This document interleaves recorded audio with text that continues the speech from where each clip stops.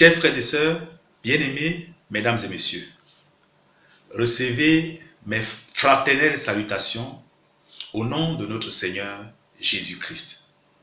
Je prie que le Seigneur vous accorde la joie, la paix et la santé. Amen. Aujourd'hui, nous allons nous intéresser au rôle que jouent nos pensées dans l'accomplissement de notre destinée. Chers frères et sœurs, bien-aimés, mesdames et messieurs, nos pensées tirent leur origine de trois sources que sont Dieu, Satan et nous-mêmes. Par ailleurs, nous pouvons classer nos pensées en deux catégories. Premièrement, celles qui donnent la vie et deuxièmement, celles qui conduisent à la mort. Il nous appartient donc de choisir selon le libre arbitre avec lequel Dieu nous a créés.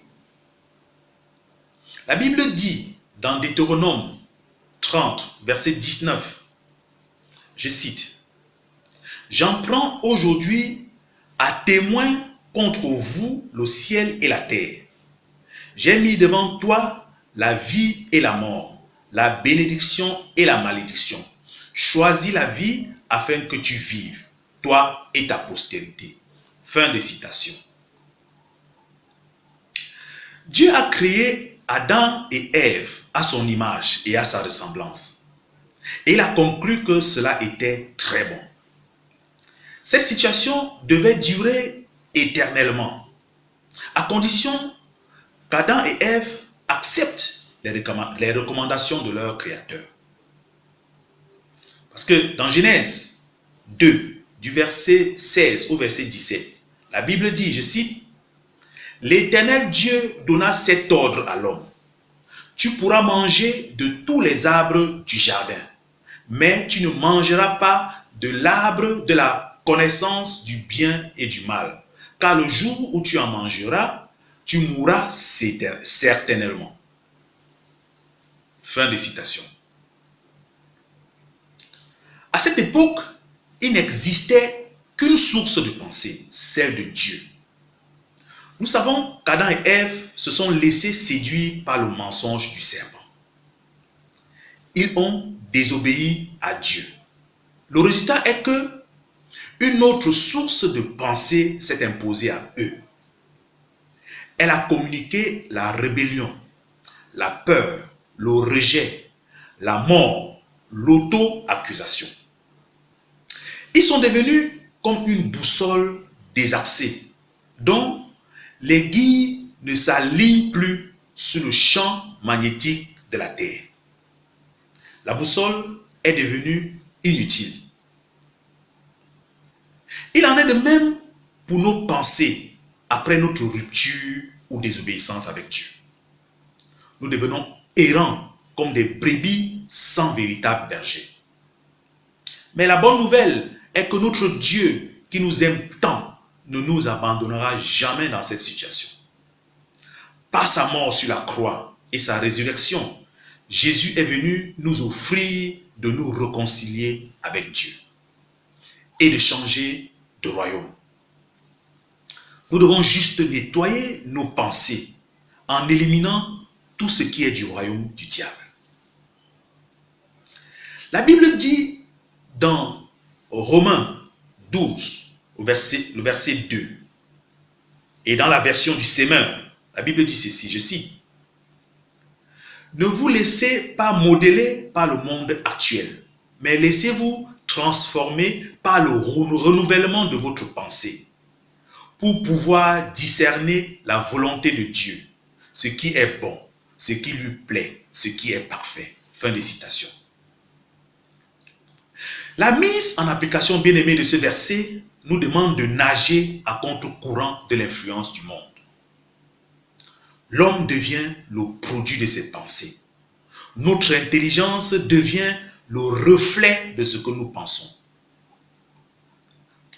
L'état de notre vie reflète l'état de nos pensées. Si notre vie est un désastre, nos pensées le sont en premier, bien-aimés. Si nos pensées sont divisées, elles proviennent de deux sources opposées et notre vie sera divisée. Dans nos doutes, il nous arrivera parfois d'attribuer au diable les événements qui viennent de Dieu, comme l'avaient fait les pharisiens. Ils avaient les pensées corrompues.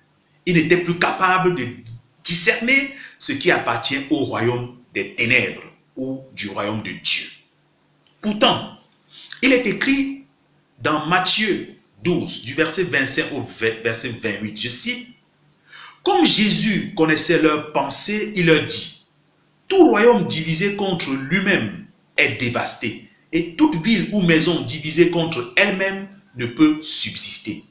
Si Satan chasse Satan, il est divisé contre lui-même. Comment donc son royaume subsistera-t-il? Et si moi, je chasse les démons par Bézébul, vos fils, par qui les chassent-ils? C'est pourquoi ils seront eux-mêmes vos juges. Mais si c'est par l'Esprit de Dieu que je chasse les démons, le royaume de Dieu est donc venu vers vous. » Fin de citation.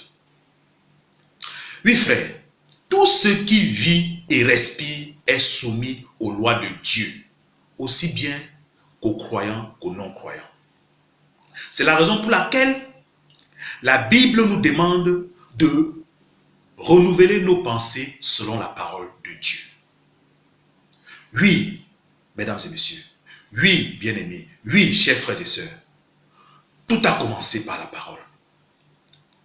Dans Jean 1, du verset 1 au verset 3, la Bible dit ceci, je cite, « Au commencement était la parole. La parole était avec Dieu. La parole était Dieu. Elle était au commencement avec Dieu. Toutes choses ont été faites par elle. Et rien de ce qui a été fait n'a été fait sans elle. » Fin de citation.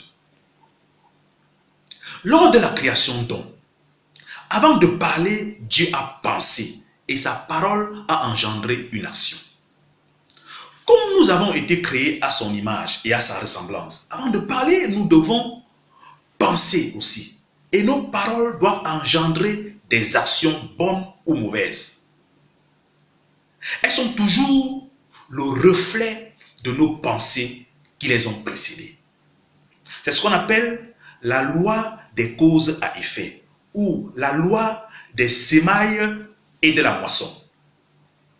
Je récolte ce que je pense, tôt ou tard, bien-aimé. Selon les circonstances, je récolte ce que je pense. C'est la loi de l'esprit. Osée 8, verset 7, nous édifie là-dessus. La Bible dit, je cite, « Puisqu'ils ont sémé le vent, ils moissonneront la tempête.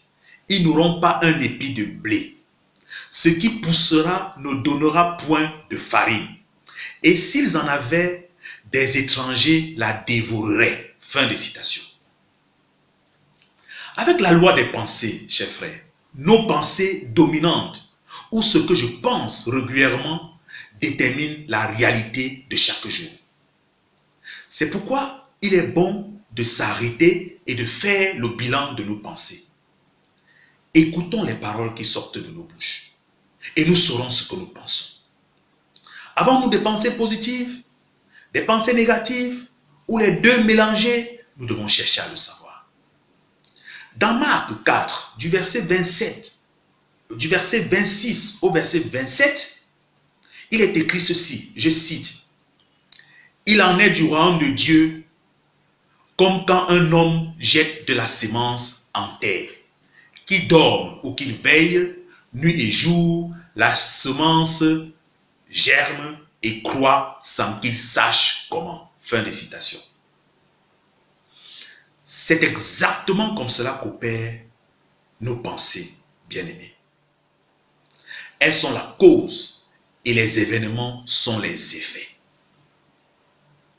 La pensée sur laquelle je me focalise se réalise toujours.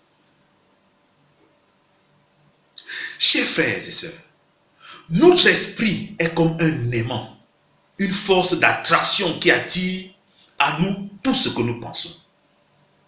Nous attirons à nous les événements auxquels nous pensons. Si nous avons toujours peur, nous ne réaliserons jamais rien. Si nous avons toujours peur, nous n'aurons aucune expérience des choses meilleures. Ça, c'est une vérité. Bien-aimés, il est donc bon de ressentir la joie afin d'orienter nos pensées joyeuses vers ce que nous aimons. Le juste ne craint pas les mauvaises nouvelles parce que le Saint-Esprit est joyeux. Il est bon de basculer nos pensées sur la gloire de Dieu. Il est bon de se tenir dans la joie. C'est un bon moyen pour éviter d'annuler nos prières par des pensées faites de murmures et de plaintes. Bien-aimés, je vais vous raconter une situation qu'ont vécu Paul et Silas. Ces frères se sont retrouvés en prison à cause de l'évangile qu'ils venaient d'annoncer. Ils ont été sérieusement fouettés, battus. Ils auraient pu être pleins d'amertume, découragés. Au lieu de cela, alors qu'ils sont enchaînés en prison, ils se sont mis à prier, à chanter et à adorer leur Dieu. Les prisonniers les entendaient chanter, prier, adorer. Tout à coup, il y a eu un grand tremblement de terre pendant qu'ils adoraient le Seigneur. Ce tremblement de terre a fait même tomber les fondations de la prison. Au même instant, toutes les portes de la prison se sont ouvertes et les liens de tous les prisonniers ont été rompus. Le garde prisonnier s'est réveillé et lorsqu'il a vu les portes des prisons ouvertes, il a voulu se donner la mort. Il pensait que les prisonniers s'étaient évadés. Mais Paul, qui l'a observé, a crié à vive voix: ne te fais point de mal, nous sommes tous ici. Alors, le garde prisonnier est entré d'une manière précipitée dans la cellule des prisonniers. Et il s'est jeté tout tremblant aux pieds de Paul et Silas. Le garde a donc fait sortir Paul et Silas et leur a demandé ce qu'il doit faire pour être sauvé. Paul et Silas lui ont répondu que s'il croit au Seigneur Jésus, il sera sauvé, lui et sa famille. Ce garde prisonnier a cru à la parole du Seigneur et il a fait avec tout ce qui était dans sa maison. Ça, c'est une belle histoire. Vous pouvez retrouver cette histoire dans les Actes des Apôtres, chapitre 16, du verset 25 au verset 31. Oui, bien-aimés, Paul et Silas, au milieu des difficultés, ils ont eu pour seule pensée que de louer Dieu, que d'adorer Dieu, que de prier Dieu. Et ce mode de pensée a transformé le malheur dans lequel ils étaient en un bonheur inestimable. Si nous voulons réussir dans quelque domaine que ce soit, ne nous encombrons pas de tout ce qui est obstacle, frère. Visualisons dans nos pensées l'idéal que nous voulons atteindre et le Seigneur nous accompagnera.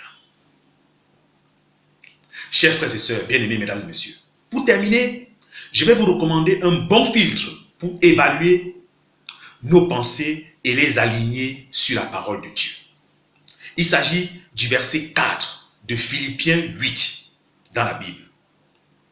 Il est écrit ceci, je cite: au reste, frères, tout ce qui est vrai, tout ce qui est honorable, tout ce qui est juste, tout ce qui est pur, tout ce qui est aimable, tout ce qui mérite l'approbation, tout ce qui est vertueux et digne de louange, soit l'objet de vos pensées. Fin de citation. Il est bon, bien-aimés, de penser à ce que nous faisons et non à ce que nous voyons. Quand notre cœur est en paix, les mauvaises nouvelles nous laissent en paix. Que nos pensées nous aident à accomplir notre destinée. Que le Seigneur vous bénisse.